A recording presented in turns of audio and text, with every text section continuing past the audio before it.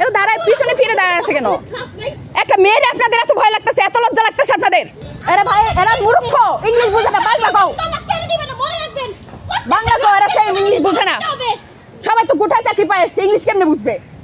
আপনারা যেভাবে প্রিপারেশন নিতেছিলেন মনে হয় ভাবছেন যে ছাত্রলীগ মার খাইতেছে, তাই ড্রেস আপ পরে তাড়াতাড়ি প্রিপারেশন নিছেন। যখন দেখছেন যে আসলে না ছাত্রলীগ পিটাইতেছে তখন ঠিক আছে, মনে মনে একটু শান্তি পাইছেন। যাক, যোগ্যতা আছে ছাত্রলীগ হওয়ার, ওরা লিগ বুঝে, ওরা বুঝে, ওরা দম বুঝে, বুঝে ওরা দম, ওরা অন্যায় বিরুদ্ধে প্রতিবাদ কি বুঝে,